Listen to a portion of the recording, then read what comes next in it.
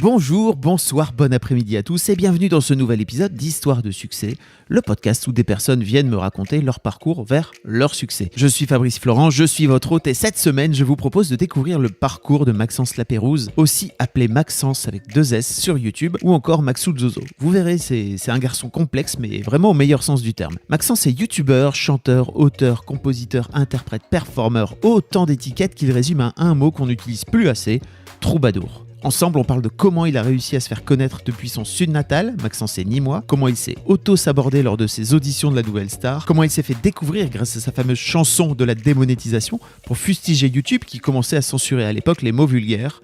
Une chanson extrêmement sensuelle, blindée de vulgarité qui démarre par ces mots, je le cite. Nique ta mère, fils de pute. On raconte aussi pourquoi et comment il a inventé cet alter ego Maxoul Zozo et comment il en est venu à sortir cette EP qui annonce un album et une tournée aujourd'hui partout en France. Allez, je prends assez peu de risques sur le fait que vous devriez tomber en amour avec la personnalité de Maxence. Si vous découvrez ce podcast, merci de vous y abonner sur votre app de podcast préférée, mais vous pouvez aussi écouter Histoire de succès sur Spotify, sur Deezer et sur YouTube. Je vous mets tous les liens dans les notes de cet épisode. Merci d'avance pour votre écoute et rendez-vous dans une semaine pour un nouvel épisode, puisque vous pourrez me retrouver dans vos écouteurs tous les jeudis matins. Mais avant ça, je vous laisse en compagnie de Maxence. Ça va Maxence? Très bien. Tu veux qu'on fasse une interview ASMR? Ouais, mais moi j'ai pas de casque sur les oreilles donc. Tu as un casque? Je risque de moins entendre que toi.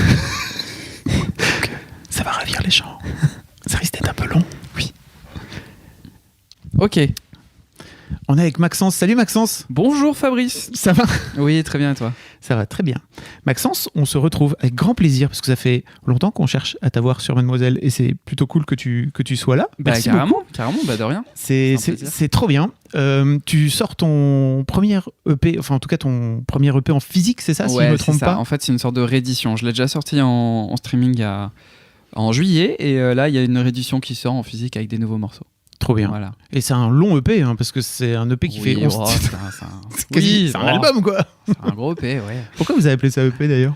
Parce que pour le coup, c'est pas un album. Je pense qu'un album, c'est vraiment un truc où tu prends plus de temps et tu te concentres plus. Et moi, j'aime bien dire qu'un EP, c'est comme une carte de visite, en fait. Okay. Et vu que c'est un peu ma première création, ma première association de création, j'aime bien le terme EP pour dire voilà, je fais ça et si ça vous plaît, on se retrouvera pour l'album, quoi. Ok, donc c'est-à-dire que ton futur album, tu vas reprendre des titres dedans ou tu vas reprendre tout à zéro? Mais c'est une histoire de dire voilà mon univers. Ok. Ah ben, l'album, ce sera un peu ça, mais aussi autre chose. Voilà. D'accord. Bon, Maxence, t'es né en 95, c'est ça? Exact, ouais. Bravo. J'ai taffé. Là. Non mais attends. Non mais t'es jeune, t'as 24 ans. Oui, c'est ça pour dire que t'as 24 ans. Ouais. T'as démarré YouTube, je pense, il y a 6 ans, c'est ça? T'avais 17-18 ans? Concrètement, ouais, ma chaîne YouTube est vieille. Après, j'ai jamais... un peu plus ces dernières années, mais je faisais pas des choses de manière hyper récurrente, quoi. C'était plus histoire d'avoir une chaîne YouTube et d'avoir un endroit où mettre mes conneries, mais c'était moins pour l'activité de youtubeur. C'était plus juste pour avoir un site où mettre des vidéos, quoi. Ok, et tu te définirais comment, en fait, parce que tu sais, les gens, ils aiment bien te mettre dans des cases. C'est compliqué à foutre dans moi, une case. Moi, j'aime bien. Alors, moi, justement, j'ai trouvé un subterfuge qui est que je m'appelle un troubadour.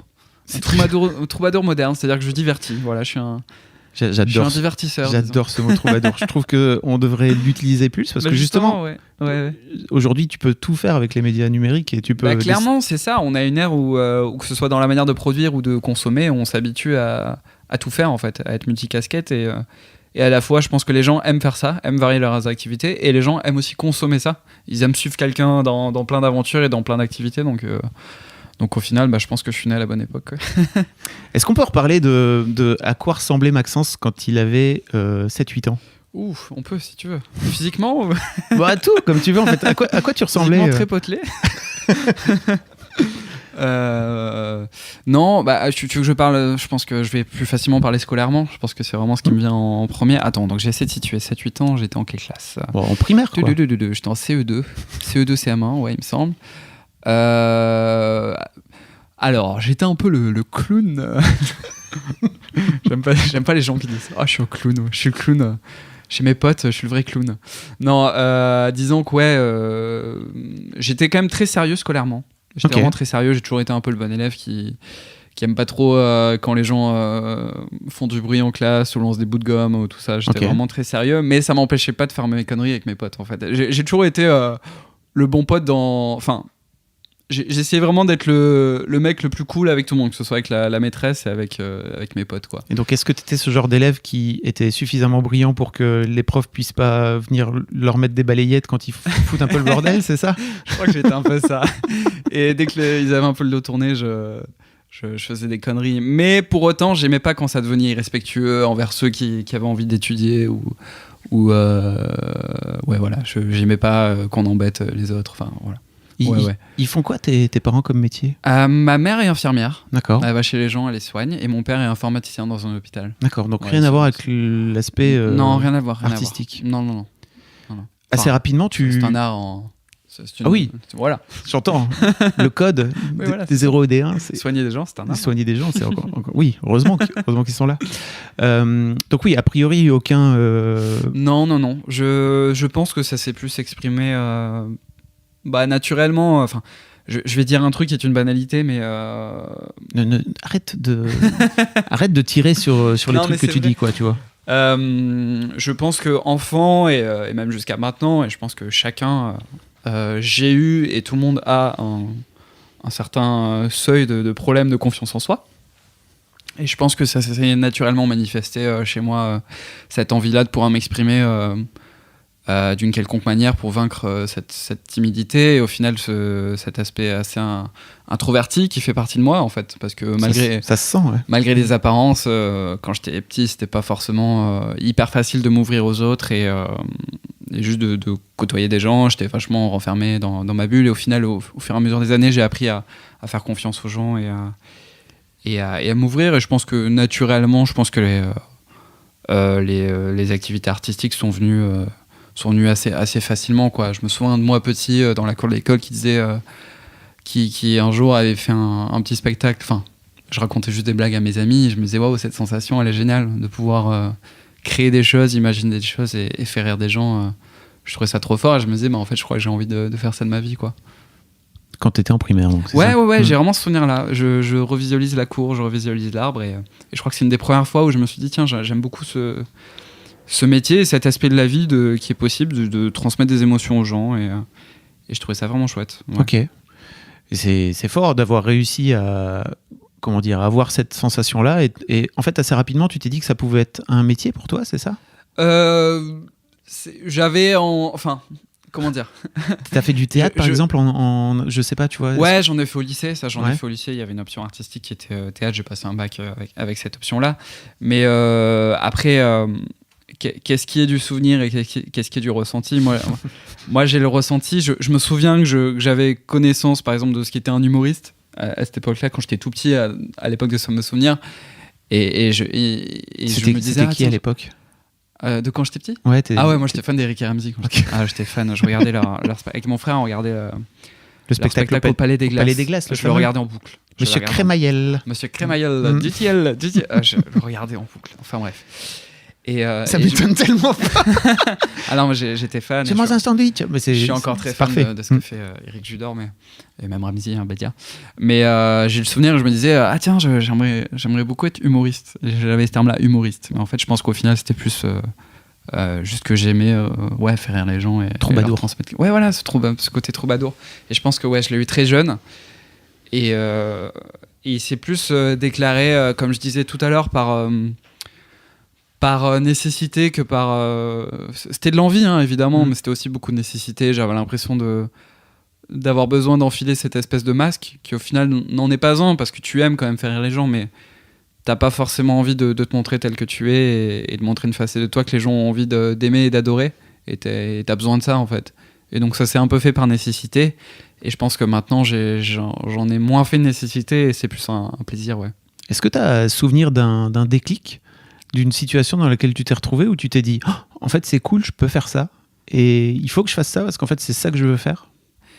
J'ai pas le souvenir précis d'un moment, mais ça c'est réellement enfin Disons que ça Je te vois les yeux perdus, Ouais, t'es en non, train de mais- diguer dans tes souvenirs. Parce que non, mais ça s'est réellement manifesté les premières fois que j'étais sur scène, que j'ai pris un micro et que j'ai chanté face à des gens. Et j'ai ressenti un tel truc en moi. Je me suis dit, mais enfin, c'est ça le bonheur, quoi. C'est trop bien. Et j'aime bien dire cette banalité qui est la scène, c'est une drogue. La musique, c'est une drogue et c'est la vérité en fait.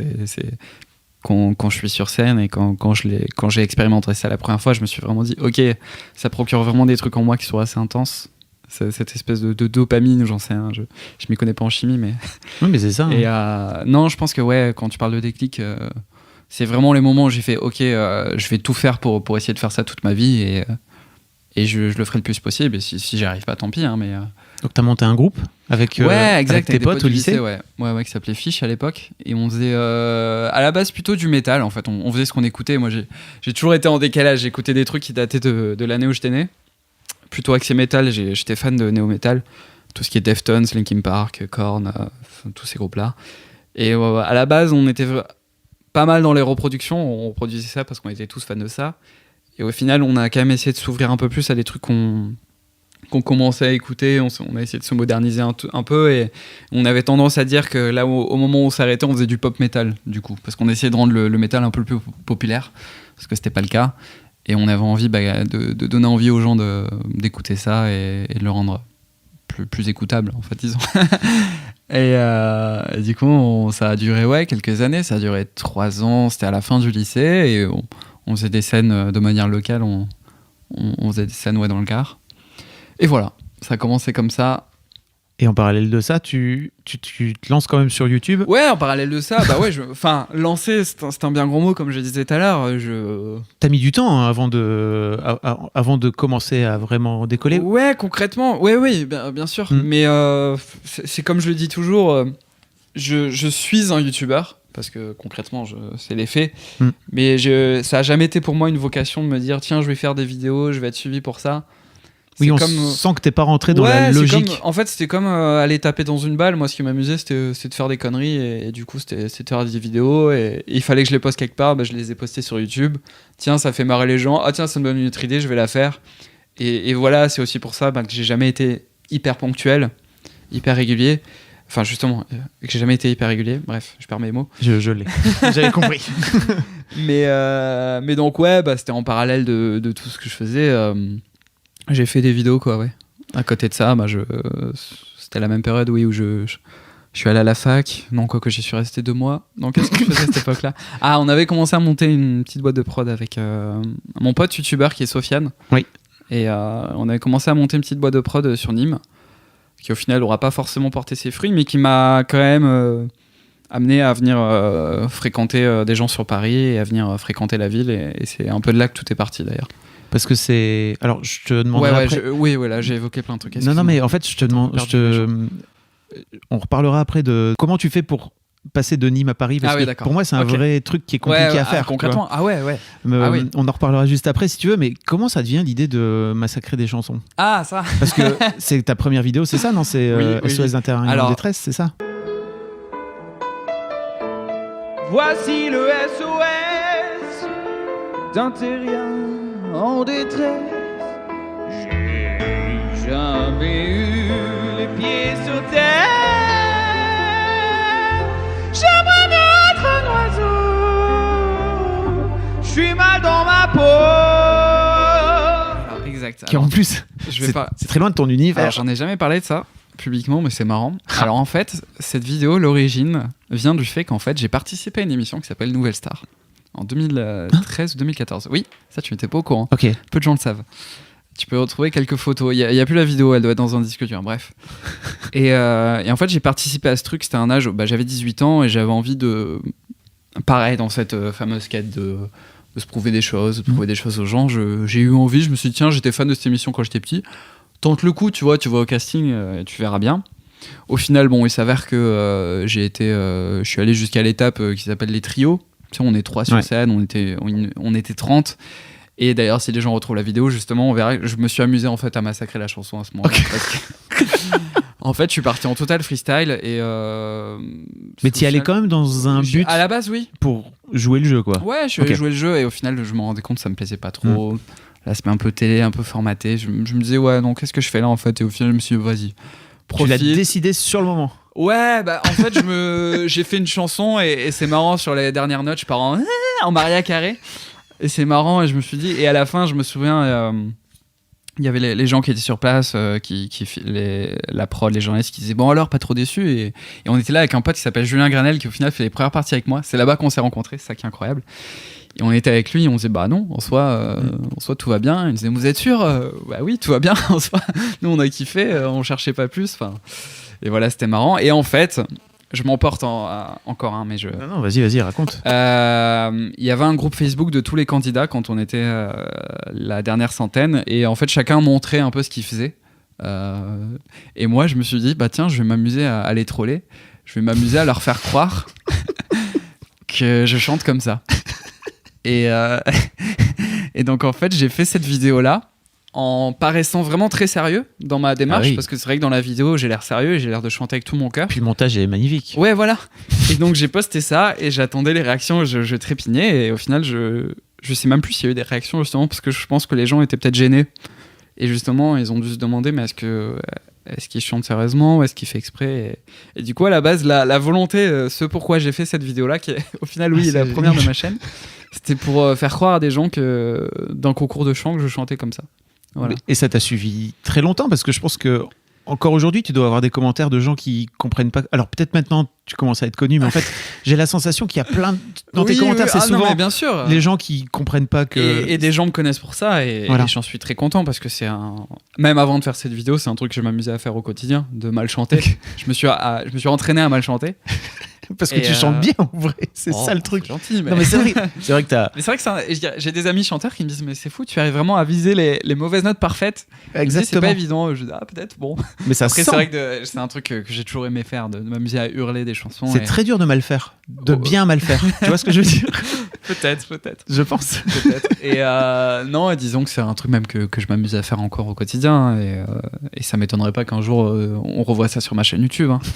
Mais oui, il y a des gens qui me connaissent via ça et qui peut-être sont étonnés. Mais justement, moi, c'était un peu une crainte que j'avais, et un truc que j'avais constaté, c'est que à mes premiers concerts, j'avais peur que les gens viennent en croyant venir voir ça, un spectacle un peu absurde d'un mec qui chante mal, et même des gens sont venus, ils m'ont dit à la fin du concert, honnêtement, on savait pas à quoi s'attendre, parce que concrètement, c'était une époque où j'avais même pas de sortie de morceaux, tu vois, mes morceaux actuels.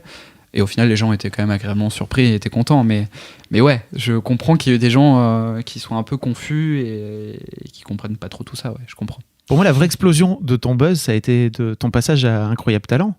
C'est vrai. Ça en fait. Ou je me trompe, non? Ou alors je sais pas, c'est une dépend. période. En fait, il y a eu deux choses. Ouais. Il y a eu deux choses. Il y a eu à une époque, j'ai fait une chanson qui s'appelle La chanson La démonétisation. T'avais m'en parlé de ça. Bien sûr. Et non, concrètement, c'est là où vraiment les choses ont commencé, où je me suis dit, waouh, je maîtrise plus trop là ce qui se passe. C'est vrai qu'il y a eu un espèce de buzz à cette époque-là.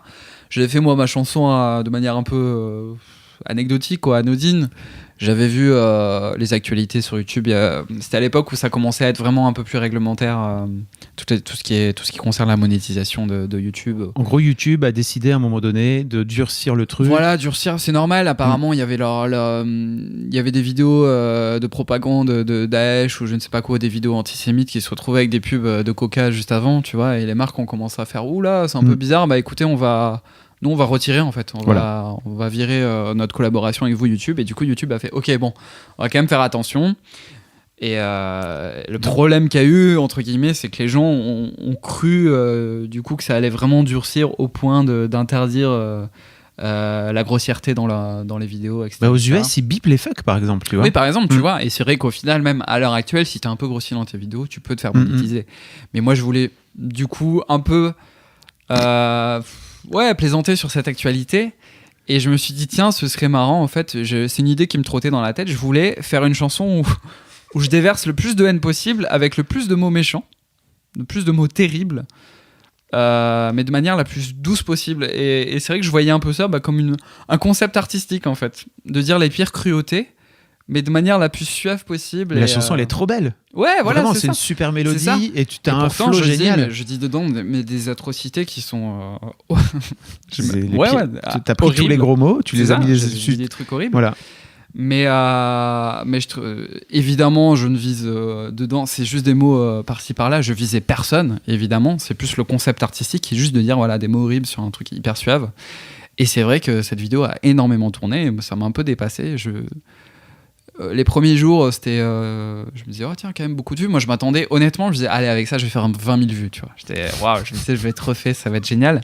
J'avais même pas acheté la prod, j'avais téléchargé le MP3 à un pauvre gars. Enfin, le pauvre, quoi. Au final, je crois qu'il a mal pris, mais bon, bref. Désolé. Et c'est vrai que passé quelques jours, je voyais ma tête partout sur Facebook. Je scrollais, je voyais ma tête sur toutes les pages, je voyais dans tout mon feed. J'actualisais parce qu'à l'époque, c'était beaucoup Facebook. J'actualisais ma page, mes notifications, mais toutes les secondes, j'en avais 5. Enfin, c'était abusé. Je commençais à voir des gens devant les lycées qui écoutaient ma chanson. Et je passais à côté, je me cachais un peu. Enfin, c'était super bizarre. Et on commençait à me reconnaître dans la rue. Donc, ouais, c'est vraiment là où tout a un peu commencé, je veux dire, médiatiquement et publiquement. Et moi, j'ai voulu continuer sur cette lancée-là. J'avais eu l'idée pareil d'une autre chanson, je l'ai faite dans la foulée, je l'ai sortie, et ça a pas mal marché. Au final, c'est une chanson qui s'appelait La Quéquette à Jacques Chirac. Bien sûr. Je voulais juste retracer, parce que je suis quelqu'un d'assez nostalgique et j'aime bien me rappeler les souvenirs. Je voulais juste me rappeler des expressions que j'employais quand j'étais petit, qu'on avait tous dans la cour, qu'on disait un peu bêtement, naïvement, qu'on entendait. Et pareil, j'en ai fait une chanson. Au final, je crois qu'elle a 2 ou 3 millions de vues. Pareil, donc... ouais, je me disais, waouh, il se passe vraiment un truc là. C'est vraiment bizarre du jour au lendemain d'être sollicité, notamment par Poulpe. On avait commencé notre collaboration comme ça. Et j'étais venu chanter une chanson sur le plateau des Recettes Pompettes. Enfin, je me disais, waouh, c'est bizarre. Je commence avec une chanson qui dit nique ta mère, fils de pute. Voilà. Je cite l'œuvre. Et ça m'ouvre et ça m'offre des opportunités qui sont assez grosses. Et je me disais, ouais, c'est incroyable. Et je pense que si un jour je devais faire un recul sur ma vie, je me souhaite que ça continue bien pour moi, mais si un jour je me faisais un recul et je dis waouh, ce succès il est quand même basé là-dessus, quoi, sur ces deux expressions grossières. Nique ta mère, fils de pute, quoi. Mais en fait, je trouve que c'est hyper malin de ta part parce que tu fais ça, on sent bien que c'est pas calculé, tu vois, parce que sinon ça n'aurait jamais marché. C'est ça que je dis aux gens, c'est que les gens des fois me disent mais du coup t'as calculé tout, t'as commencé avec ça sur YouTube pour ensuite pouvoir faire tes chansons. Non, en parce vrai. Que déjà ça faisait 3 piges que tu faisais des vidéos ouais, et qui voilà, faisaient pas beaucoup de vues, quoi, tu vois. Non, mais c'est clair, et que j'ai vraiment toujours tout fait au feeling et juste parce que l'idée me vient et l'envie me vient au moment. Évidemment, plus t'as des gens qui te suivent, plus tu te poses un peu de questions, mais j'essaie quand même de les chasser au maximum et j'adore prendre cet exemple-là. Je dis souvent que si un jour, par exemple, je me passionne de peinture, attendez-moi à avoir des créations, sauf si c'est nul, hein, sauf si vraiment, parce que là, honnêtement, j'ai pas le niveau, mais attendez-vous à avoir des peintures de Ciné Maxence, quoi. Enfin, voilà, je fais les choses au moment et j'ai toujours fait ça et j'ai envie de toujours faire ça, en fait. C'est marrant parce que dans ta chaîne, il y a quelques semaines auparavant, tu vas au Vidéo City avec Seb Lafrite. Ouais, exact. Et en fait, t'es dans le... Ouais, c'est ça. Ouais. Donc c'est quoi? Ouais, c'était avant, c'était même plusieurs mois, voire 1 an avant. 1 an avant, c'est ça. Avant cette vidéo-là. Et en fait, t'es dans son crew, quoi. Ouais. Et personne c'est trop marrant parce que tu fais personne justement... me connaît. Attendez, bougez pas. Ouais, je joue le gars qui... Je suis le gars connu. Qui cherche les projecteurs, ouais, c'est marrant. Ouais, clairement. C'est marrant de se dire ça. C'est très drôle parce qu'à 1 an après, c'est toi qu'on... Ouais, carrément. Parce que Seb se fait interpeller par les meufs. Ouais, carrément. Ça y est, je pense que je l'ai expérimenté c'est ça que tu vis. La fois suivante et c'est vrai que c'était différent. Ouais, carrément. Bon, c'est très marrant. Oui, c'est marrant. Et t'as fait une deuxième d'ailleurs sur la démonétisation 2 et j'ai vu que des gens... fait une 2. J'ai vu que des gens te réclamaient une 3. Ouais. La deuxième qui démarre par fromage de Kiki. Fromage de Kiki, exactement. Là, sur celle-là, je voulais à nouveau être violent dans les propos, parce que c'est le but de cette œuvre-là. Hein. Évidemment, je rappelle à nouveau, si les gens sont choqués, je suis désolé, ça ne vise personne, évidemment, c'est juste des mots collés les uns après les autres. Mais je voulais être violent, mais je voulais être aussi un peu marrant, et c'est pour ça que j'ai employé aussi des expressions un peu enfantines, et je voulais aller dans les insultes un peu plus enfant, justement, pour aussi montrer que c'est vraiment du 4e degré. et voilà quoi. Et tu disais dans ta carrément. dernière vidéo, en fait c'est fini maintenant, c'est bon, c'était une blague, il faut arrêter, attendez exact, pas la 3. c'est vrai que des gens attendent la 3 et moi je me rends compte que quand même ça a fait son temps et que maintenant justement j'ai dit les pires choses et que maintenant je suis vraiment dans une volonté où j'ai envie de dire les plus belles choses. Et non mais c'est vrai, C'est beau. c'est vrai, j'ai envie de crier l'amour et le respect et je me rends compte même en fait je suis vraiment même au quotidien pas quelqu'un du tout de vulgaire. Je suis le premier à rattraper mes potes quand j'entends même un connard ou un putain ou même des insultes que maintenant je juge hyper discriminatoires et du coup je me dis mais en fait ça me ressemble pas en fait. Peut-être que ça me ressemble à une époque où j'étais un peu plus où j'arrivais plus facilement à assumer ce genre de choses même vis-à-vis des gens, mais maintenant non, j'ai pas envie que les gens me voient en train de dire ces choses là. J'ai envie d'essayer d'avoir une parole Qu'est-ce qui t'a fait agréable et, évoluer, tu penses? C'est peut-être aussi la notoriété qui fait que ça a changé. Peut-être, et le fait de se rendre compte que le terme influenceur, il est pas anodin. Et je m'en rends compte sur les réseaux. C'est aussi pour ça que j'aime bien parler de trucs qui me tiennent à cœur, comme l'écologie, la cause animale, tout ça. Et je me rends compte des répercussions que ça a, parce que les gens viennent me voir et me disent ça m'intéresse ce que tu dis. Ou alors des gens qui viennent me voir et qui me disent je suis devenu végétarien parce que grâce à toi. T'es végétarien depuis un petit bail. Depuis bientôt 2 ans, bientôt 2 ans. Et bref, et je pense que c'est tout ça qui me donne envie de maîtriser un peu plus ma parole et évidemment j'ai pas envie de me censurer parce que les gens après peuvent me dire du coup tu te censures. Non, c'est juste que moi honnêtement de moi-même j'ai moins envie de faire des choses comme T'as ça. évolué. Ouais voilà, c'est ça. Donc c'est pas de la censure, honnêtement je le ressens pas comme la censure. Je le disais tout à l'heure qu'il faut être plus vigilant quand on est plus connu, mais je fais quand même vraiment les choses que j'ai envie. Et je pense honnêtement, j'en sais rien. Si demain l'envie me reprend, je le ferai sûrement quand même. Mais j'ai vraiment pas envie de ça. Qu'est-ce qui t'a donné envie de devenir végétarien? J'aime bien. Je suis végétarien moi depuis 5 ans. Ah super. Tu vois, et je pense que. Je pense que c'est évident ce que je vais répondre, mais non, je pense. Non. On est en 2019 et c'est toujours pas évident. Non, écoute, à nouveau, j'aime bien aussi. Alors je suis vraiment, j'essaie de veiller à chaque fois d'être juste dans l'information, de pas faire chier les gens avec ça, parce que je me rends compte que très souvent les gens en parlent mal en fait. Et j'aimerais avoir ton histoire à toi plutôt. Ouais, voilà. Du coup, je vais être juste dans l'information. Moi, ça faisait des années que ça me trottait, parce que honnêtement, j'ai toujours été très attaché aux animaux et je pense que comme tout le monde, mais ça faisait des années que ça me trottait et que que ça me travaillait. Je me souviens même enfant, je me disais que plus tard je serais végétarien parce que je commençais à mesurer. Je me disais oui, donc en fait le lapin que je vois sur ces belles photos c'est celui que je mange, et pareil pour le bœuf et pareil pour l'agneau. Ah oui, en fait l'agneau que je mange là il a 2 mois. Ok. D'accord, donc c'est un être, on l'a fait grandir 2 mois et on l'a tué et on l'a mangé. Ok. Mais non, et c'est parce que aussi dans mon entourage j'avais mon pote Martin qui à un moment était vegan. Qui me parlait et qui me sensibilisait et je sais pas, j'ai eu une sorte de déclic de me dire en fait c'est le moment, maintenant tu es un peu plus indépendant, ou tu peux plus facilement aussi cuisiner, ou les choses s'ouvrent plus facilement à ça aussi, parce que là, on a la chance d'être sur Paris et il y a tellement d'alternatives. C'est vrai que moi venant du sud, venant de Nîmes, le fief de la corrida et de la viande, de la corrida, et c'est un peu plus complexe, tu vois.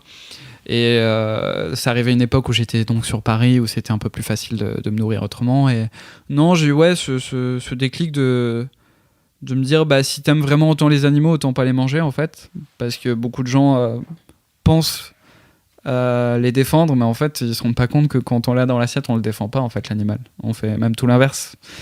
Et à la limite, on peut défendre un animal domestique, on peut dire je défends les animaux domestiques, mais on défend pas les animaux en les mangeant en fait, et en les exploitant, et en leur faisant vivre cet enfer, et en les tuant quoi. Et moi personnellement, voilà, ça m'a un peu trop touché. Et au bout d'un moment, je me suis dit, vas-y, en fait, essaie d'être végétarien juste pour la journée. Parce qu'au final, je mangeais vraiment. Moi, c'est le poulet, je suis fou de poulet. Hein. Je le dis même aux gens. C'est pas que j'aime pas la viande, je trouve ça succulent la viande. Je trouve ça trop bon, mais c'est juste que j'ai pas envie d'en manger, en fait. Par rapport à toutes les conséquences que ça a, et notamment l'autre point qui est l'écologie. Parce que c'est quand même le premier facteur de pollution mondiale. La viande, l'élevage de vaches, et même de. C'est souvent un argument aussi qu'ont les gens, mais ton soja que tu manges, tout ça, mais le soja il sert à nourrir le bétail en fait. Donc c'est pas non seulement déjà par l'élevage des bovins et du bétail, mais aussi par tout ce qui sert à les nourrir. C'est la première cause de pollution au monde. Bref. Mais à nouveau, tu vois, voilà, j'essaie aussi au quotidien de pas être dans le discours punitif. Je déteste quand les gens me disent quoi faire, etc. Donc j'ai pas envie de le faire aux gens, et c'est vraiment un truc sur lequel je veille. Et si des gens écoutent et sont un peu sensibles à ça et ont pas envie d'être titillés, c'est vraiment pas mon intention. Moi, j'aime juste informer, et vraiment faites ce que vous voulez. Oui. Juste voilà, moi j'essaie d'apporter les infos quand les gens sont curieux, et je le fais. Et voilà. Et bref, à la base, c'est parti d'un défi. Je me suis dit, viens, aujourd'hui, je mange pas de viande, parce que j'étais fou de poulet, j'en mangeais tous les jours. Pour moi, ça aurait dû être un légume, tu vois. Dieu aurait dû dire, le poulet est un légume, tu vois. Et au final, je me suis dit, bah viens, ça va durer un jour, essayer de faire une semaine. Allez, viens, essayer de faire le mois. Ah tiens, c'est ton anniversaire bientôt, bah, tu mangeras la viande au restaurant. Bon, au final, j'avais même pas mangé. Au final, c'est venu comme ça, et maintenant, je ne peux plus faire machine arrière, c'est impossible. Et même à terme, j'aimerais être vegan, tu vois. C'est pareil, c'est des choses qui viennent petit à petit, et souvent, je crois que les gens facilement viennent reprocher, tu vois, à quelqu'un qui dit ouais, mais alors certes t'es végétarien, mais tu continues à faire ça, t'as un iPhone, t'as machin, ouais, mais juste faisons les efforts petit à petit. Personne n'est parfait au quotidien, essayons tous de faire des trucs, et personne n'est irréprochable en fait. Et aussi je veille souvent à avoir ce discours-là aussi, au-delà de ne pas être punitif, d'avoir ce discours de ce n'est pas grave, ne culpabilise pas. On fait tous des beaucoup de efforts. culpabilité. Mais ouais, c'est ça. Et c'est vraiment le problème, c'est que souvent, justement, quand on est face à... On entend souvent les gens crier « Ouais, les véganes, ils viennent m'apprendre la vie, machin. » Non, enfin, peut-être qu'ils s'expriment mal, ces gens-là, et peut-être que oui, ils essaient de t'imposer un truc, mais c'est parce que forcément, ça leur tient à cœur, et toi-même, tu es attaché à des trucs, et ça te tient à cœur.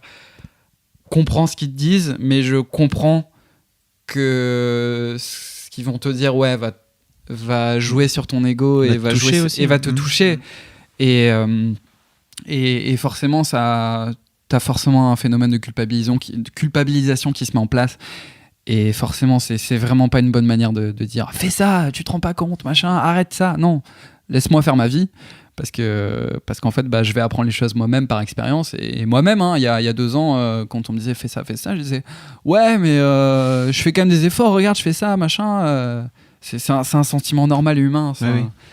Il faut pas culpabiliser. Moi, j'ai mangé de la viande pendant 20 ans, tu vois. C'est ce que je dis à chaque fois. J'ai été éduqué comme ça. C'est dur de changer du jour au lendemain. Très bonne transition pour je viens de Nîmes. Oui, exact. Parce que justement, je viens de Nîmes. Je pense que c'est encore plus compliqué. Ouais. Quand tu viens j'étais avec une pote hier qui me disait qu'elle avait passé des vacances au Pays Basque et que c'est compliqué d'être végétarien au Pays Basque. Je passe souvent des vacances au Pays Basque.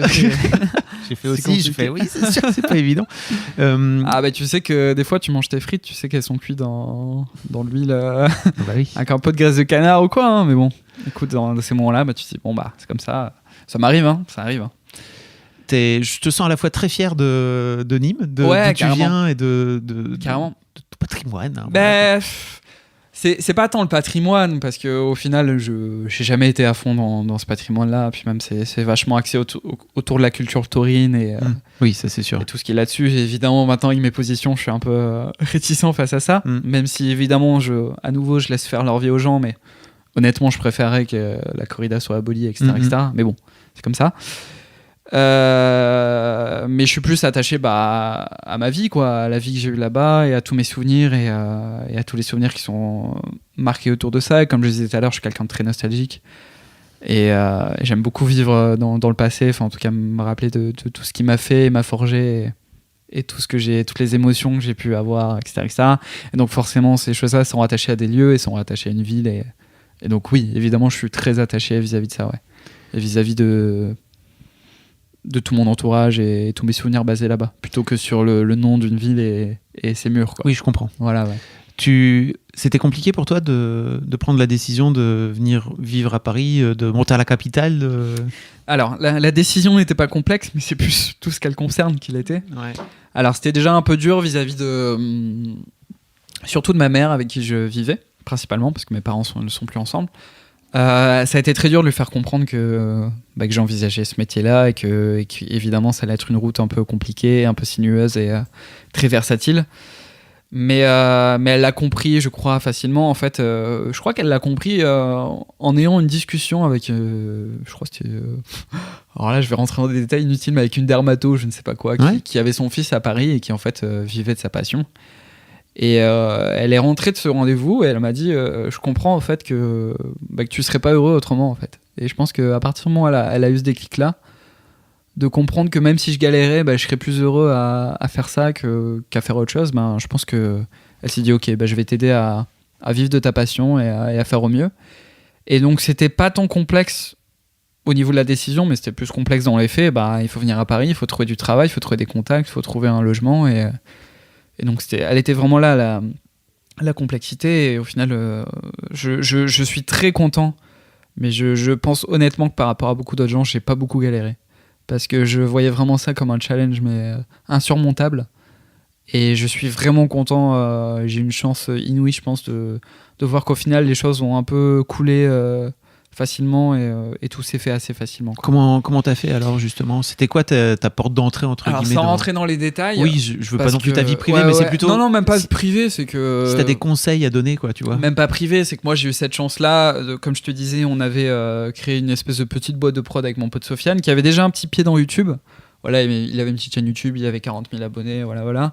Ça l'a amené à connaître d'autres youtubeurs. Au final, avec ces autres youtubeurs là, on avait on avait pour espoir de faire des petits projets qui auraient été nécessaires d'être faits sur Paris, donc qui ont fait que moi je venais squatter justement chez Seb qui m'a hébergé, mais merci encore Seb si tu entends ça, qui m'a hébergé des mois et des mois. Seb Lafrite, hein. Seb Lafrite. Alors à l'époque au début il avait un appart, puis après il a eu un espèce de studio, on était il devait avoir 40 mètres carrés, on était genre 4 dedans, quoi, tu vois. Enfin, et lui seul, je dérangeais pas, c'était incroyable. Moi je sais que moi-même, tu vois, j'ai du mal même d'avoir une personne chez moi, tu vois, je vis seul. Et lui, c'est fou, on vivait, on squattait son propre lit, on était... Enfin voilà, et ça le dérangeait pas. Seb, merci pour ça. Et bref, et au final, ces projets-là n'ont jamais vu le jour. Mais le fait d'être à Paris, écoute, par des soirées, par des machins, par des projets, ça nous a fait amener à connaître d'autres gens, d'autres projets. Moi, je faisais beaucoup d'allers-retours, j'étais pas sur Paris, mais du coup, je continuais ces délires de vidéos, tu vois, qui au final... m'ont amené à... Je t'ai vu dans une soirée, t'as fait un vlog dans une soirée au YouTube Space pour c'est il y a longtemps ça. Oui, je m'amusais à créer Dailymotion. Ouais, je disais, c'est de la petite blague, ça, c'est pareil en fait, j'avais un peu la sensation que c'était un peu ta première soirée chez YouTube. Ouais, c'était un peu ça, je devais être, je pense, à le plus un de Sofiane ou machin, et du coup, tu vas connaître des gens, ils s'intéressent à ce que tu fais. Parallèlement, j'ai fait cette vidéo à démonétisation. Et voilà, c'est des petits projets avec un autre pote aussi. On avait un autre pote, mais au final un peu toute cette bande là, on avait pour projet de monter une boîte de communication, ça a commencé à se faire, puis au final ça s'est pas fait, mais du coup ça m'a, tu vois, enfin les choses se sont fait par-ci par-là, ça a été un gros serpentin, j'aime bien cette image, mais au final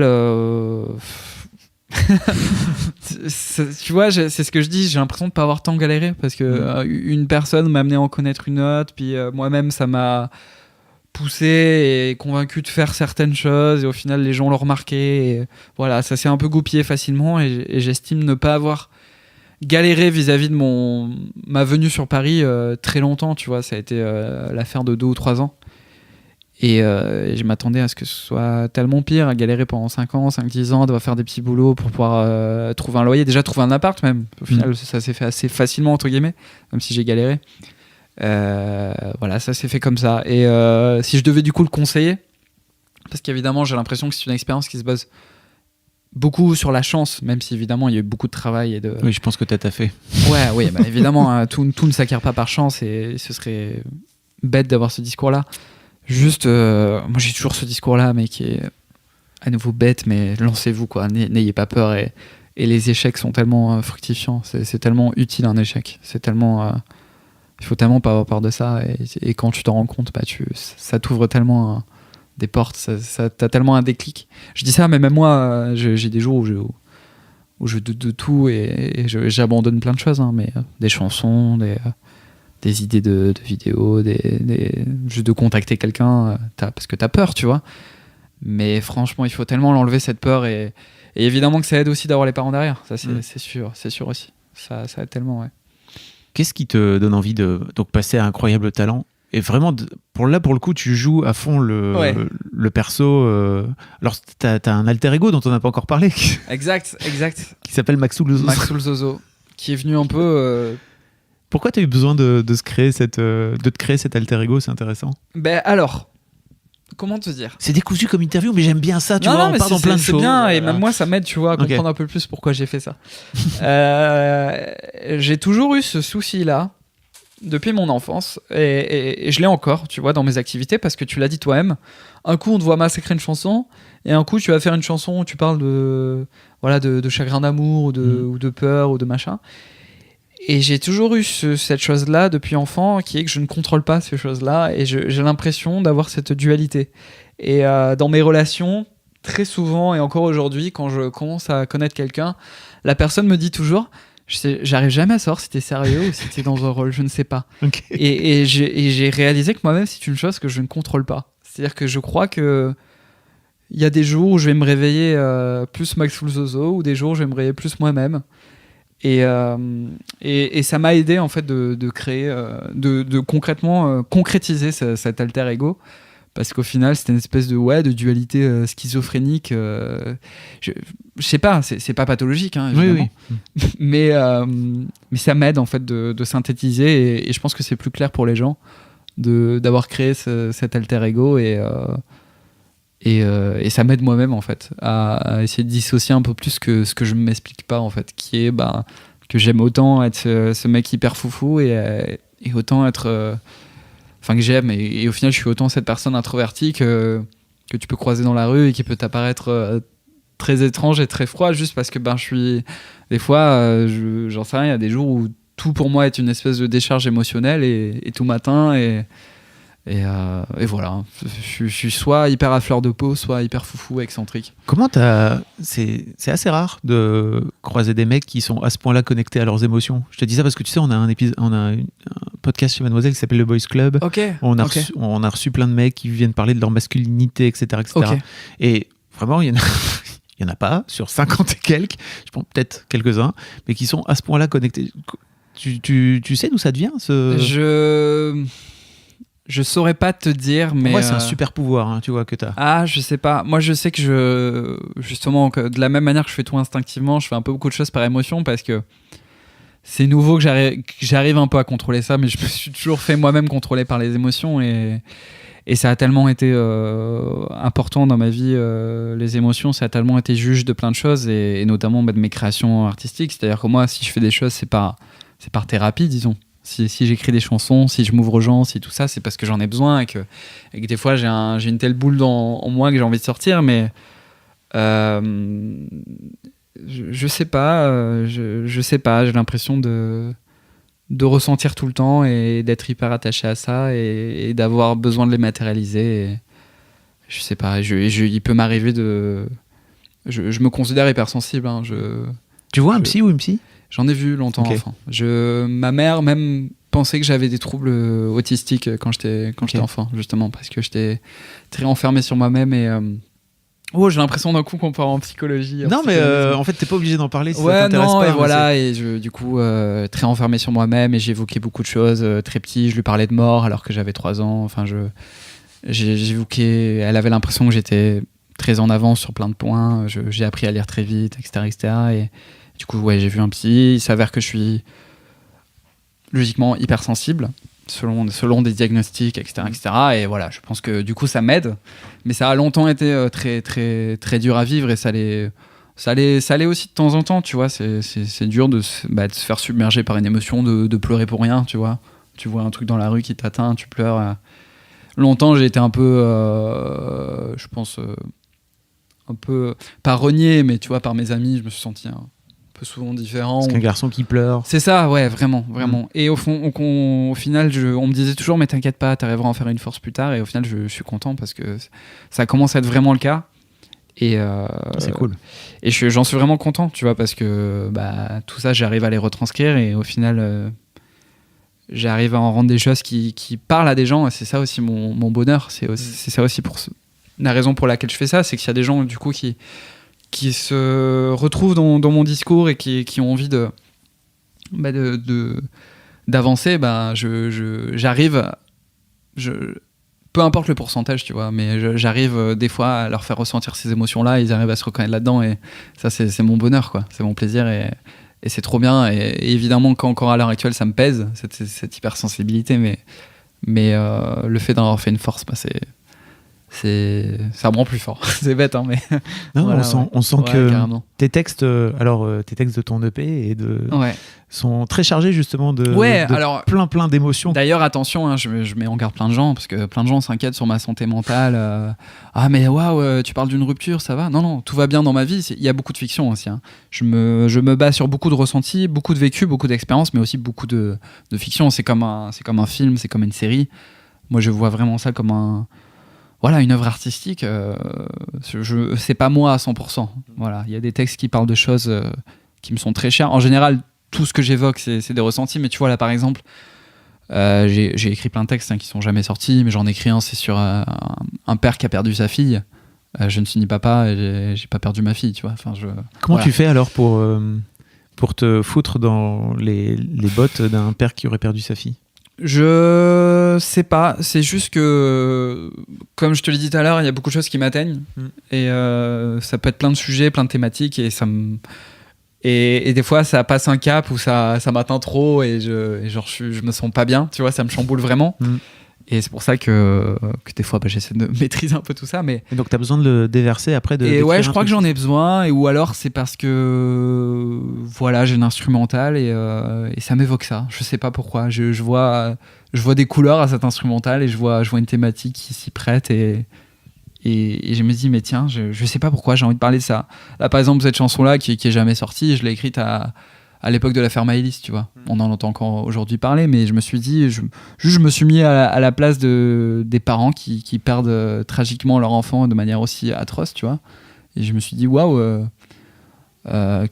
essayer de comprendre ce que ça ferait, la douleur que pourrait ressentir un parent qui perd son enfant. C'est pas normal, c'est un des trucs les plus anormaux au monde, tu vois.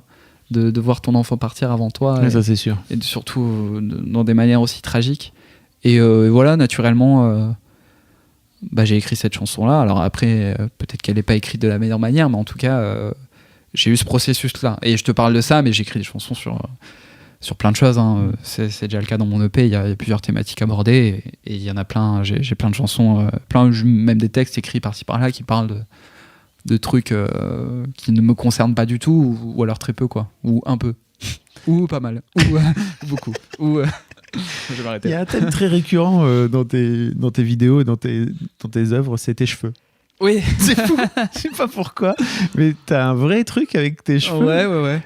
Déjà parce que j'ai l'impression que sur ces 6 ans, t'as beaucoup changé de coupe de cheveux. C'est pas forcément un truc que beaucoup de mecs font, je pense. J'ai l'impression. Moi, comme je le dis dans la chanson Cheveux, je n'ai jamais su quelle coupe de cheveux arborer depuis que je suis enfant, et ça a toujours été un sujet de conversation avec ma mère, avec ma copine. Je suis assez chiant là-dessus. T'es sûr que ça va ? T'es sûr ? Ah, j'arrive pas à me coiffer, machin. Et non, je trouvais ça... J'ai eu envie d'en parler à cette époque-là, au moment où j'ai fait la chanson Cheveux. T'as fait plus qu'en parler. J'ai fait plus qu'en parler, c'est vrai que j'ai arboré plein de coupes. Parce que petit spoiler... Tu finis par te... Ah oui, à la fin de la chanson, je me rase. Et j'ai gardé une coupe d'ailleurs où j'étais tout rasé sur le dessus et j'avais les cheveux longs sur les bords. Ah oui, j'aimais beaucoup cette coupe, ça a pas trop plu à mon entourage, je l'ai gardé que 2 semaines. Et je m'étais décoloré aussi. J'étais blond platine, c'était marrant. Pourquoi c'est important pour toi de jouer avec ton visage, parce que ça te fait changer de tête littéralement. Ouais, je pense que ça va avec une de mes passions qui est de me déguiser, d'incarner des personnages, quoi. J'adore ça. Je pense que ça y joue, ouais. Bon, après là, malheureusement, la nature me permet de moins m'amuser avec mes cheveux. Bon. Pourquoi tu dis ça ? Parce que je suis concerné, comme beaucoup de gens, par l'alopécie et la calvitie. Voilà, ça arrive à des gens très bien, tu sais. Ah, mais j'en doute pas. Je t'en parlerai après. Ah, ouais. Bon, après, je t'avoue que peut-être que la chirurgie m'aidera. Peut-être. Alors moi, je commence à y réfléchir. J'ai 2 trucs à te dire. D'accord, ouais. 2 conseils que j'aurais bien aimé qu'on me donne à ton âge et qu'on m'a jamais donné. Dis-moi. Le premier truc, c'est que je pense que si tu focalises dessus, c'est encore pire. Ah non, mais c'est sûr. Et tout à l'heure, de la même manière que je te disais que j'étais hypersensible, je suis quelqu'un de très stressé aussi dans la vie, et je sais que c'est une des causes. Et donc le fait d'y penser, évidemment, ça va aggraver ce stress et aggraver la... Moi, j'ai perdu mes veuches en 6 mois de temps à 18 ans. Waouh. Vraiment, c'est parti très très vite. Ah ouais, d'accord. Donc, j'étais à... même pas. Non, même pas. Ça allait bien, en fait. Tu vois, ouais, d'accord, c'est une période juste, où j'ai focalisé dessus et je me suis dit, ça y est, je suis en train de perdre. Mon père est chauve. Oui, C'est bah possible. pareil, le mien aussi. Ouais. Voilà. Ouais, ouais. Et donc, tu vois, c'est ce truc bizarre. Et le deuxième truc, effectivement, c'est que j'ai jamais fait ce truc de chirurgie. Par Ouais. exemple, je me suis fait opérer des yeux il y a 10 ans, tu vois, D'accord. pour corriger ma myopie. Et en fait, je me suis dit, mais je comprends pourquoi t'as jamais fait ça, en fait, tu vois. Bon, après, ça fait partie. C'est ma Ouais, tranche, non, quoi, mais tu bien vois. sûr, bien sûr. Tu feras Mais pareil, je mais. pense que C'est chaque- sûr, pour toi, tu vois, c'est acteur, machin. Enfin, tu vois, pour non, moi, il y a- mais après, chacun a ses raisons. Hein. C'est comme un tatouage, c'est comme même se faire refaire le nez, écoute, ou refaire autre chose. Hein. Chacun a. Moi, c'est juste que si un jour, ouais, je suis voué à être chauve, je préférerais que ce soit un choix plutôt qu'une fatalité, quoi. Et que moi, voilà, comme je l'évoquais dans la chanson Cheveux, j'adore les cheveux, quoi. J'adore pouvoir tester plein de coupes de cheveux, etc., etc. Après, une personne, toi, ça ne t'a jamais trituré l'esprit, bah. Non. Ouais, voilà, chacun, je pense. Hein. Et puis, si ça se trouve, je ne pourrais même pas le faire. Et si ça se trouve, je ne le ferai pas. Tu vois, c'est ce que du coup, je me dis, ah tiens, gamme des alternatives. Ah tiens, je les perds pas mal. Je peux plus forcément faire ce que je veux. Avoir les cheveux longs, ce serait plus très beau, tu vois, si je voulais les faire repousser. Donc, allez, pourquoi pas la chirurgie. Et honnêtement, je m'en cacherai jamais. Ce serait pas un tabou, tu vois. Ce serait pas une honte. C'est pour ça. Comment t'as fait pour te retrouver dans toute la bande de McFly, Carlito, Squeezie, etc. C'est ton réseau, c'est ça Alors honnêtement, pour chaque personne, c'est pas la même Histoire, le même c'est ça chemin, ouais, c'est pas la même histoire. Concrètement, comme je te disais, c'est beaucoup via Sofiane hein, Ok. qui avait vraiment ce pied-là, qui a connu Seb premièrement. Mm. Moi, Seb, je l'ai connu comme ça. Et en fait, pour te retracer très vite fait, quand j'ai commencé à me faire connaître, tout ça, une fois j'ai été invité par Cyprien à un quiz d'internet. Ah Le quiz d'internet, Oui. j'étais invité avec Seb. Là-bas, j'ai rencontré Squeezie. Et en fait, Squeezie, ça faisait longtemps qu'il n'avait pas vu Seb. Et on avait un peu sympathisé. Et on a dit, ah bah venez, demain on mange ensemble. Et au final, c'est fait comme ça. Puis Squeezie m'a invité sur une vidéo.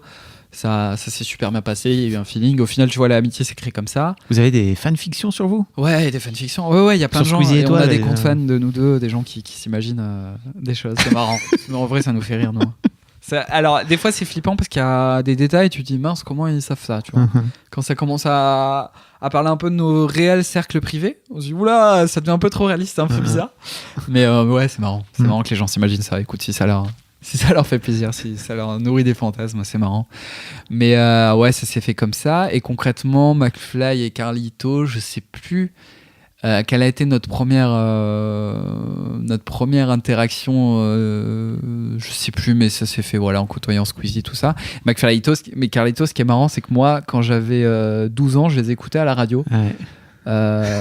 Tu leur as dit Ouais, je leur ai dit. Je leur ai dit, je leur leur un mettre peu un- comme mes tontons, quoi. un gros coup de vieux. Non, ouais, un peu. Et justement, dans une vidéo où Seb me passe un coup de fil, on appelle les gens au hasard. À un moment, ils remettent l'extrait de quand je t'ai passé la radio, qui est un peu honteux, où j'ai la voix toute tremblante et tout. En fait, je les écoutais sur Goom Radio. Ils avaient une émission sur le métal. Mais je les ai rencontrés Je là-bas les ai moi, à rencontrés, l'époque. voilà, Ouais. génial, Il y a longtemps, génial. Goom. Eh ben, moi, j'étais auditeur et j'étais fan, quoi. J'étais fan et c'était un honneur. Je passais à la radio, j'étais tout tremblant et tout. Et du coup, je trouve ça trop beau comme hasard de la vie et bah, de les côtoyer maintenant au quotidien, que ce soit des gens avec qui enfin, c'est trop bien, c'est trop cool. Si je pouvais dire ça au Maxou ado, il serait fou, quoi. C'est génial. Ouais, t'as l'air d'être fier de ton parcours là. Ouais, totalement. Et je me souhaite que ça finisse pas et que je continue à être surpris de plein de choses, quoi. C'est ce que je me fixe. Et en même temps, j'ai ce truc humain de jamais être satisfait à 100% de ce que je fais, tu vois. Et je pense que tant mieux, parce qu'au moins ça me pousse toujours à vouloir faire autre chose, vouloir faire un peu mieux, explorer d'autres choses. Je pense que si un jour j'étais vraiment satisfait, bah, je serais frustré et je me dirais bon, ouais, c'est le moment d'arrêter et de partir élever mes porcs sauvages dans le Pays Basque. C'est vrai. Non mais c'est un vrai truc. Non, mais en vrai, j'aime beaucoup le Pays Basque, tu Ah vois. oui, moi je sais pas vraiment où j'aimerais habiter concrètement, où c'est que je me vois vieillir et tout, mais je suis très attaché. Je trouve ça fou, tout ce qui est Landes, Pays Basque, l'océan, de toute façon. L'océan, je suis fou d'océan. C'est une thématique d'ailleurs qui revient souvent dans mes chansons, mais c'est un truc trop important pour moi. Il faut que j'aille le voir au moins une fois dans mon année, ça me ressource, c'est magnifique. J'ai l'impression d'avoir l'infini en face de moi. Je sais pas comment dire, comme quand je regarde les étoiles, ou c'est là où tu dis waouh, je suis vraiment rien sur cette terre et dans cet univers, quoi. J'ai vraiment ce sentiment-là, c'est quand je fixe l'océan. Ouais, je comprends. Ouais. Ça devient d'où le Pays Basque, cet amour pour le Pays Basque? Je sais pas. Tu sais pas? C'est juste l'histoire d'une semaine de vacances quand j'étais petit avec mes parents et je trouvais ça trop beau. Et d'avoir un ami qui vient des Landes, Bon, c'est pas vraiment le Pays Basque, mais je parle vraiment de toute cette région sud-ouest. Et justement, mon pote Julien Granel, qui est là-bas, et très souvent, je passe des vacances chez lui, chez ses parents qui sont adorables. Et on va voir les plages, on va voir les forêts de pins. Et je sais pas, je trouve ça trop attrayant. Les gens sont relax. Et peut-être que j'ai ce fameux truc, je crois, je suis fier d'où je viens, mais en même temps, je pense que j'ai pas envie de finir ma vie là où je l'ai commencé, tu vois, et de forcément rester tout le temps au même endroit. Et donc, vu que je viens du sud-est, peut-être que je suis plus amoureux du sud-ouest d'une autre manière, tu vois. From the sud-ouest to the sud-ouest, je sais pas. Je sais pas trop me l'expliquer, mais en tout cas, pour avoir vu plusieurs régions en France et tout, c'est là où je me sens le plus reposé, notamment grâce à l'océan. Je suis d'accord avec toi. Ouais. Je valide. Donc là, tu pars donc ton EP sort très prochainement. Je pense que l'EP sera sorti quand concrètement, oui. C'est là, demain, on enregistre, c'est ça ça sort demain. À Ouais, ça minuit, sort donc, demain. oui. Tu te lances dans une tournée aussi, c'est ça? Ouais, exact. Une grosse tournée qui commence le 2 novembre. Tournée solo. Une tournée solo. Alors, pas vraiment solo sur le projet, Maxence, mais en fait, ce qui est génial, c'est que tout à l'heure, j'évoquais mon groupe que j'avais au lycée. Mais en fait, je pars avec eux. Ouais, j'ai donc, vu ça. Ah, c'est génial. Mais à nouveau, tu vois, le bonheur de la vie, c'est que quand on allait voir des concerts dans les salles dans lesquelles on va jouer, avec ce groupe-là, on se disait mais c'est fou, c'est le rêve d'une vie de jouer là. Et là, c'est les salles dans lesquelles on va jouer, c'est exactement là où on allait voir et à ces endroits-là où on rêvait, on disait mais c'est impossible. Et c'est trop bien. Et tes potes sont encore dispo, je veux dire. Mes potes sont encore dispo, ouais, carrément. Vous avez vieilli, quoi. Vous avez changé de vie et tout. En fait, concrètement, Martin, qui m'accompagnait déjà sur la petite tournée, il a toujours été avec moi. On a toujours fait les projets ensemble. C'est lui qui mixe mes sons, qui les enregistre, etc. Oui. Kevin, qui au final est ingé son. C'est son métier, donc c'est génial, il vient. Kevin, qui pour le coup sera à la console retour, donc il sera en fait quand même sur scène avec nous, même s'il joue pas d'instrument. Et concrètement, il y a Mathias qui est au clavier, qui en fait était guitariste du groupe, qui en fait était parti là pour 1 an au Japon parce que son frère a une maison d'hôtes là-bas à Osaka. D'ailleurs, big up si des gens vont à Osaka, allez au Backstage Hostel. Voilà. C'est une super adresse, vous verrez, Mickaël est très gentil. Et en fait, il est parti là-bas un peu perdu, il se cherchait, il voulait juste expérimenter ça, partir 1 an, faire un petit job et continuer à faire de la musique. Il s'avérait qu'il est resté 1 an et que moi, quelques mois avant, je lui ai dit est-ce que quand tu reviens, tu veux partir sur cette aventure-là? Il a dit évidemment. Et du coup, c'est marrant parce qu'on est parti au Japon un peu lui rendre visite, mais aussi le ramener en France. On avait vraiment cette sensation qu'on venait le chercher, quoi. C'était mignon. Et Alex qui est toujours batteur, en fait son métier il est professeur de batterie, donc voilà, tout le monde est dispo, tout le monde est, donc c'est super, ouais, carrément. Et on s'est retrouvés là pour la première fois depuis 5 ans dans une salle de répète ensemble. C'était un bonheur, j'en ai frissonné en plus parce que Martin donc a réadapté totalement, il a un peu fait tout ce qui est DA de mes morceaux, donc on a totalement tout réadapté au format band, quoi, au format groupe.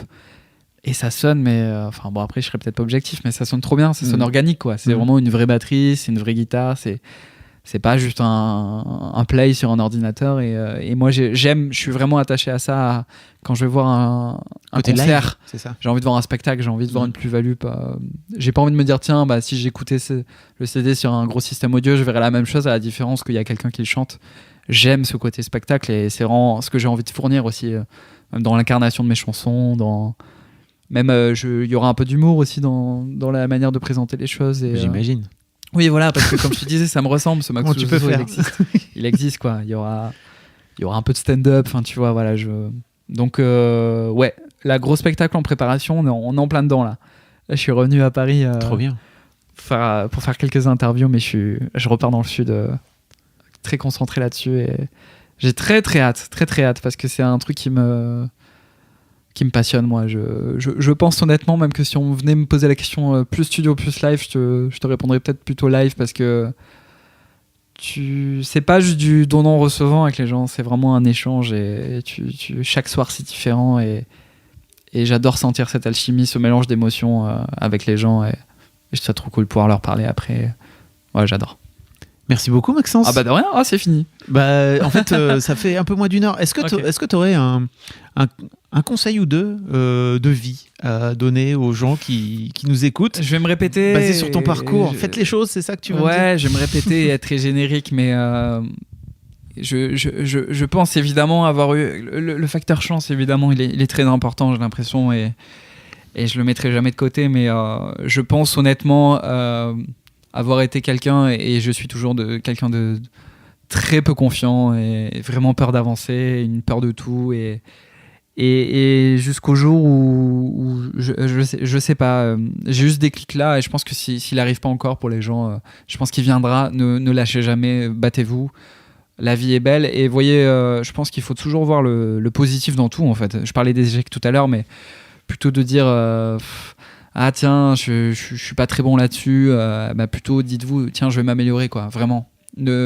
C'est normal que mes premières chansons, moi, mes premières vidéos, je les ai trouvées nulles, je les trouve nulles, et peut-être que dans 5 ans, je dirai ah tiens, cet EP, il était pas fou, même si au final, si, il est fou.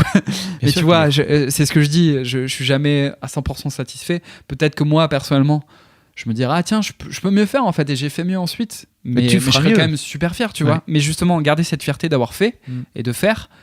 Parce que quoi que vous fassiez, ça plaira même forcément à des gens, et les échecs sont normaux, et lâchez rien, quoi. Juste lâchez rien, et n'ayez pas peur, on n'a qu'une vie, quoi. YOLO. Non, mais c'est vrai, c'est tellement vrai, c'est con, mais c'est vrai, quoi. T'as cette sensation, toi, que à la fin on meurt? Bah ouais. Non, mais clairement. Tu disais quand t'étais petit, Mais clairement, à la fin on meurt. Et c'est ça qui te fait avancer. C'est ça qui me fait avancer, et encore plus, c'est de me rendre compte que je risque de mourir, pas par ma propre volonté, en plus avec malheureusement le constat qu'on a sur notre planète, et donc juste battez-vous, croyez en vous, et croyez en vos convictions, et oubliez tout ce qui est regard, oubliez ce que la société crée. Oubliez ça, quoi. Acceptez-vous, et si vous êtes comme ça, assumez-le, et ne laissez pas les autres juger de ce que vous êtes et de qui vous êtes, quoi. Tant que vous faites pas de mal aux autres, c'est parfait. Et veillez à ne pas faire de mal à votre entourage proche, comme c'est toujours bien. Plus large. Voilà, c'est bateau, hein, évidemment, non, mais je pense que ça fait toujours du bien de le rappeler, et moi-même, quand je l'entendais, je me disais oui, mais c'est plus facile à dire qu'à faire, mais c'est tellement vrai. C'est tellement vrai, et puis si t'arrives pas à le faire maintenant, t'y arriveras plus tard, quoi. Voilà. Si vous voulez suivre Maxence sur les réseaux sociaux, on va vous mettre tous les liens. Si vous voulez suivre où ta tournée, les dates de ta tournée, etc., on mettra les liens dans le... C'est principalement du Instagram, hein. Voilà, je le dis. Twitter, c'est vraiment actualité. T'as 2 comptes, ceci? T'as 2 comptes, j'ai 2 comptes Insta. J'ai Maxence Lapéros, qui est un peu plus officiel, où j'essaie d'être propre, disons, dans mes posts. Tu mets des belles photos. Gosses. Ouais, j'aime bien. Oui, bon. Oui, t'es beau gosse. Hein, c'est gentil. Non, je mets à la fois des photos qui me concernent, des actualités, mais aussi j'aime bien la photographie en elle-même, donc je mets des belles photos. Et le compte Max Zozo, pour le coup, qui est plus du lifestyle et des conneries du jour le jour, quoi. Voilà. Un grand merci, Maxence, c'était trop bien. Merci à toi. Merci de t'être livré, c'était cool. Bah de rien, c'était dur, mais dur. C'est dur pour moi de base, mais là ça s'est fait naturellement. Ah, ça me fait plaisir. Quand on a évoqué un peu tout ce qui est sensibilité, j'ai même eu des petits... Je me suis senti un peu justement à fleur de peau. J'ai eu des petits tremblements dans la voix, mais au final ça s'est fait facilement, et je regrette pas de l'avoir fait. C'est cool. Merci beaucoup. Bah, merci à toi. Merci vraiment. Ouais, je déconne, c'était de la merde. Ah merde, ça enregistre encore, putain. Je vais le mettre, hein. Je plaisante, évidemment.